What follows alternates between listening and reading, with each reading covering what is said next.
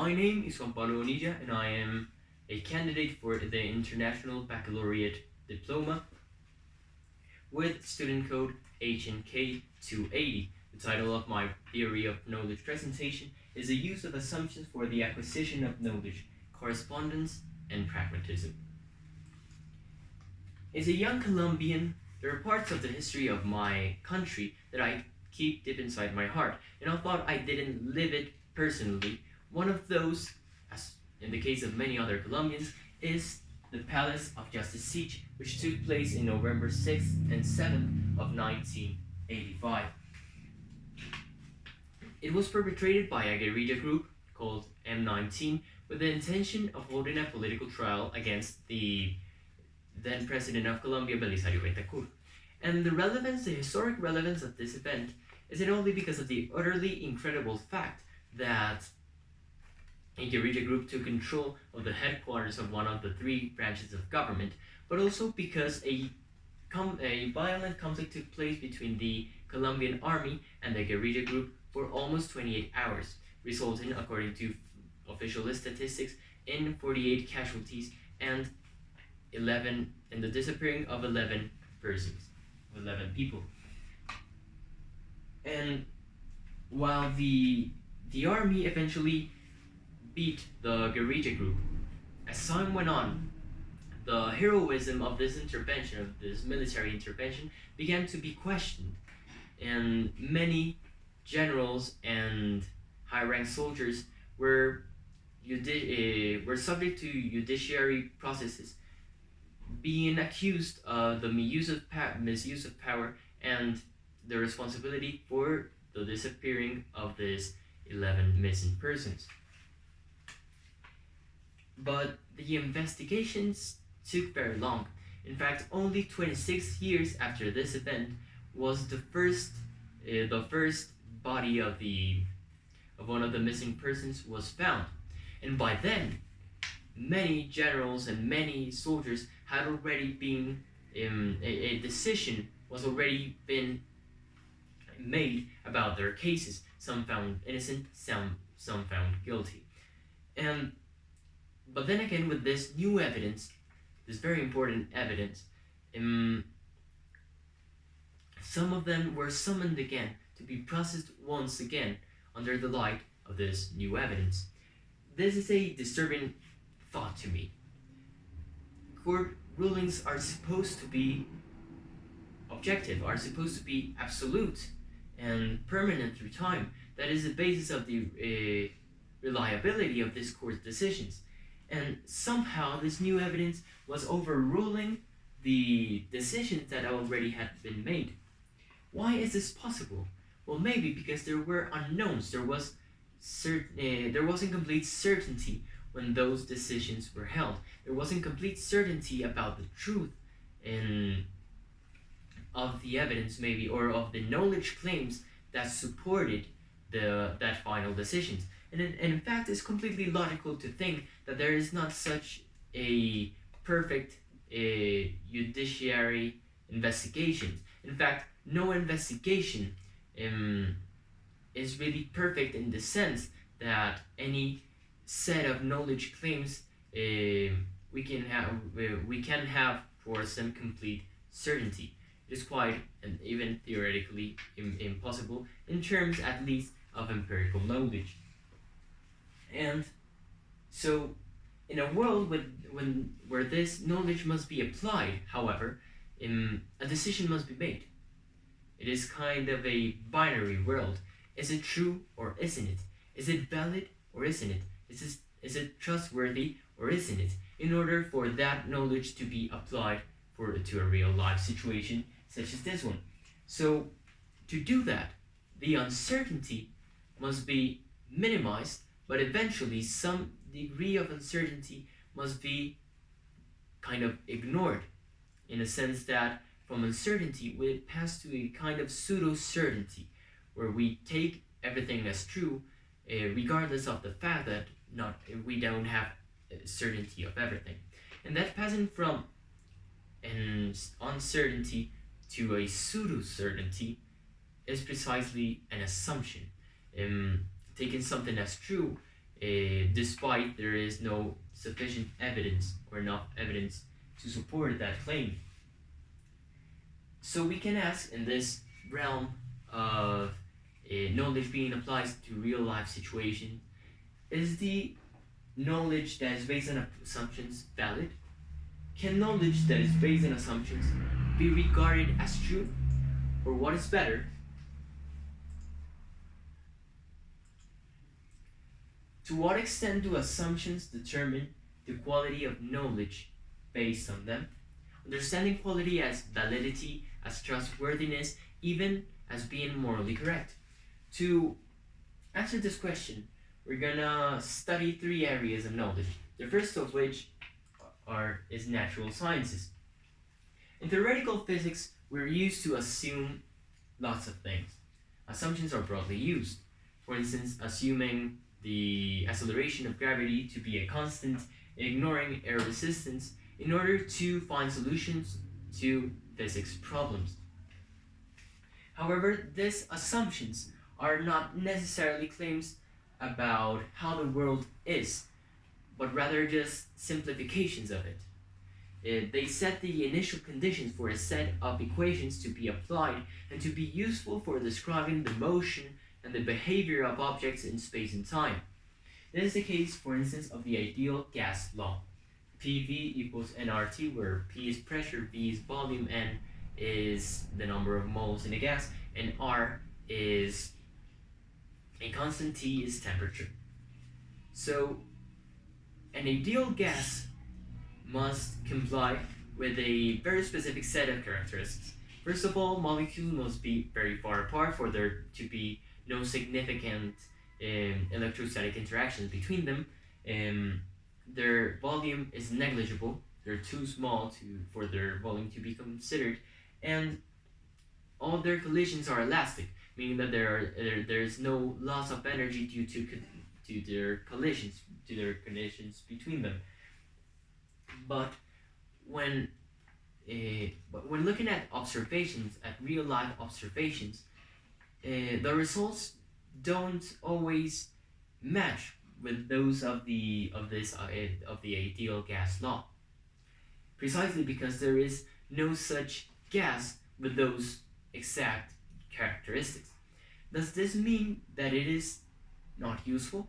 Well, because of these limitations of the ideal gas law, adjustments have been made. For instance, we have the van der Waals equation, which is a modification of the ideal gas law, and manages to take into account the electrostatic interactions between the molecules and the volume they take up, the space they take up.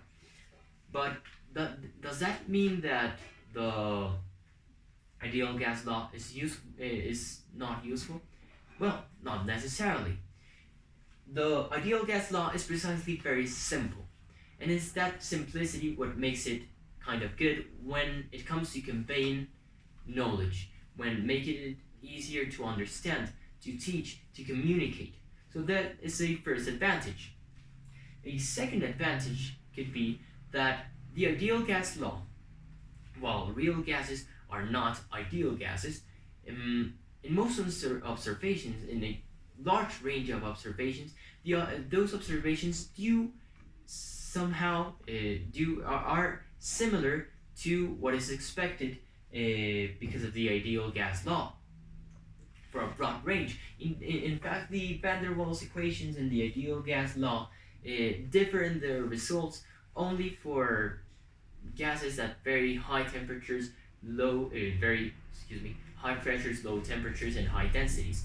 For all others, they kind of have similar results, meaning that the ideal gas law is quite a useful tool for describing the behavior of gases in most circumstances, under some limits. And this is true for the the acceleration of gravity being constant, for ignoring their resistance. There are certain cases in which it is useful, and there would be no significant improvement when accounting for the reality of those variables. So we can conclude that assumptions can serve the acquisition, understanding, and sharing of knowledge without necessarily worsening its quality, being being applicable for a broad range of situations, but only within certain limits. There are some limitations for holding those assumptions. And so, let's talk about those limitations. And to do so, let's go to human sciences, in specific economics. Economics is all about how we distribute our resources, how limited resources are distributed, and thus about the behavior of human beings as individuals, in firms, in organizations, in governments, etc. But the major economic theories are based on assumptions of the human economic behavior, precisely that what they claim to study. For instance, neoclassical economists assume that all individuals are completely rational, they'll always maximize their utility, and firms will always want to maximize their profits, etc. And while that isn't necessarily true, those same simplifications make it possible for economists to use mathematical tools to analyze economic data, to validate or to assess the validity of a certain economic policy, and those same policies that led to the economic growth of the last 2 centuries. So, is it necessarily bad? So, but now, is it right? Does it feel right that tools that are based on idealistic conditions are being used to treat such a core aspect of society, of human life, of human lives, with those tools based on idealistic conditions? And so, first of all, we can argue, well, just like in the case of natural sciences, there is kind of a statistical significance that makes it useful to have those assumptions. So while the individual may not behave according to those assumptions, the group as an average, may in fact behave according to those assumptions. Another answer could be, well, just as in natural sciences, there are limits to its application. It might be useful within a certain range of situations. And in fact, those limits may even be time. Recently, some firms are now questioning the traditional goal of enterprise, that of maximizing profit, to pursue other goals and other objectives such as environmental health, the health of the environment. And so, and additionally, further investigation has shown that there are incongruences between the expected results of policies designed under those assumptions and their observed effects. So, these assumptions, while useful for mathematics or for applying other tools, these assumptions also generate the incongruences with the observed phenomena. And so academics took notice of this, and new disciplines emerged. For instance, behavioral economics, which combines psychology and economics to better understand the decision making of economic actors and agents.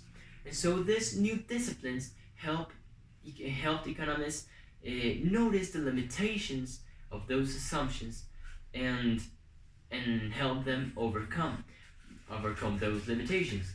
But it is important to notice that it is because of the interference of other disciplines, not because of economics itself. Because when looking at economic data, because of the myriad of variables that are taken into account, an economist, the interpretation of that data will always be subject to the assumptions that the economist already has, and which is completely different, as in the case of natural sciences, where some variables can be controlled while others are explored.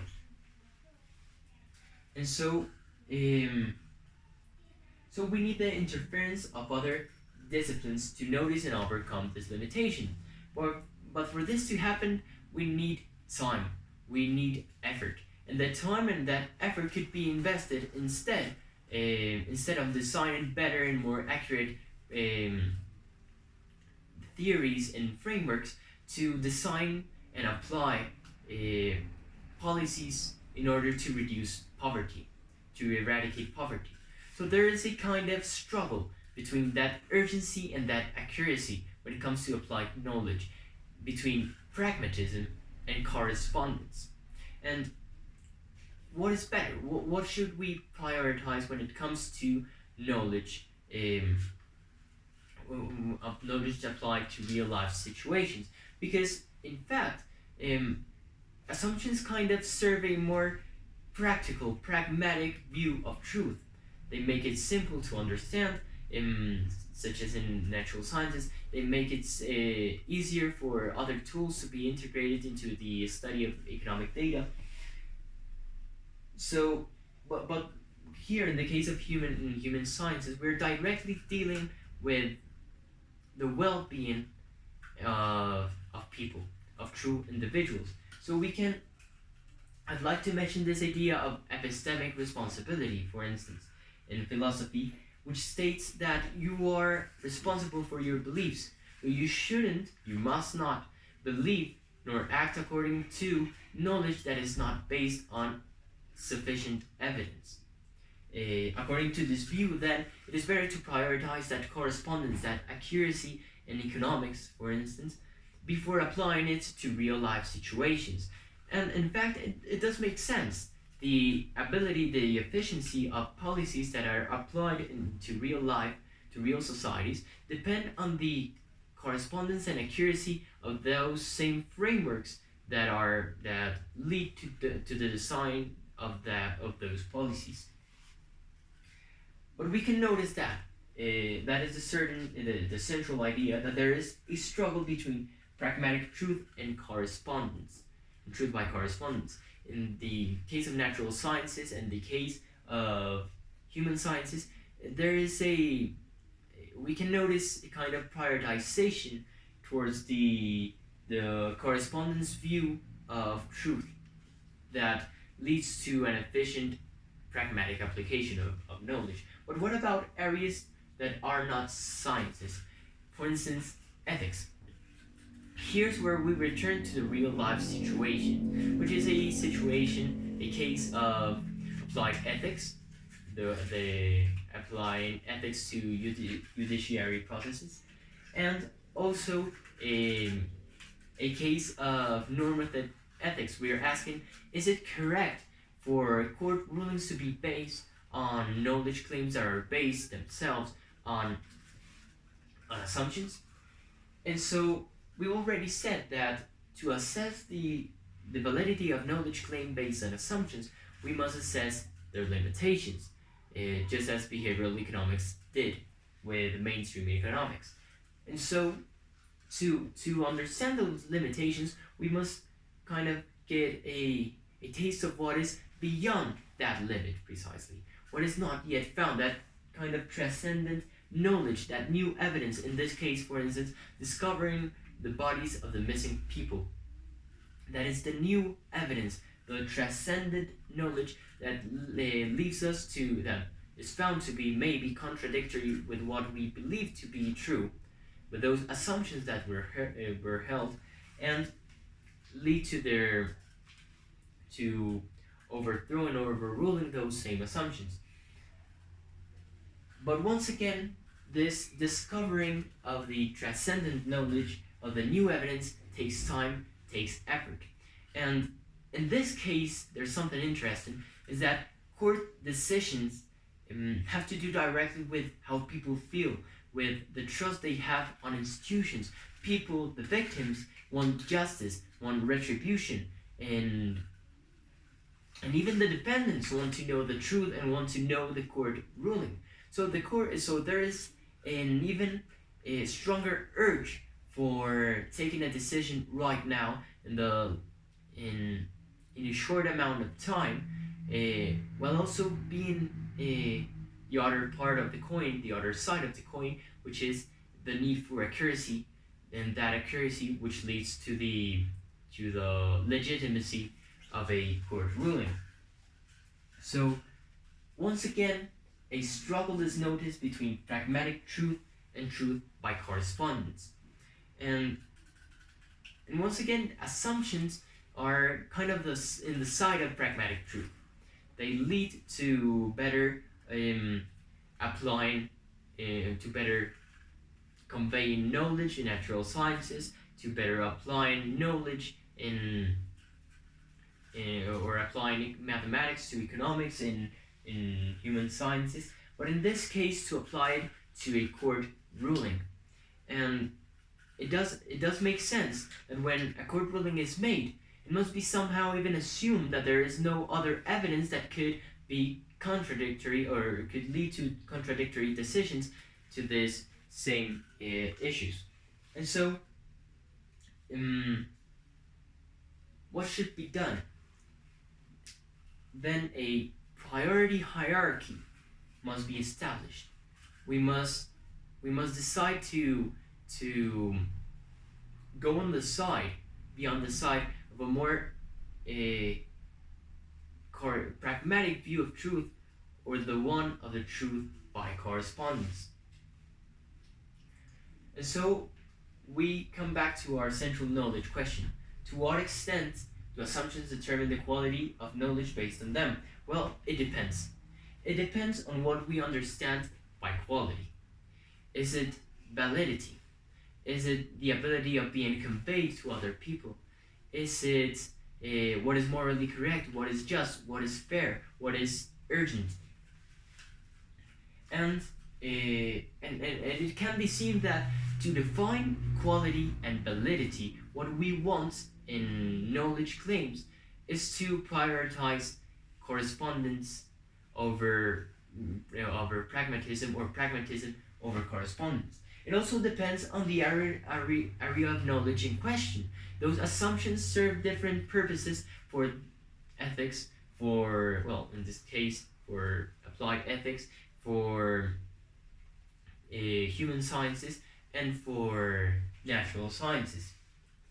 So to close, and coming back to the real life situation, the goal of this presentation is not to judge or criticize the decision of the Colombian government of summoning again the military agents that were already processed and found guilty or not, but rather to show that we can now better notice that the government of Colombia did support that view of accuracy, of correspondence, which leads to a court decision being legitimate.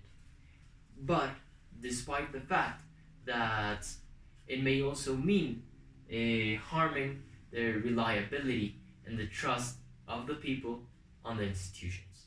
Thank you very much.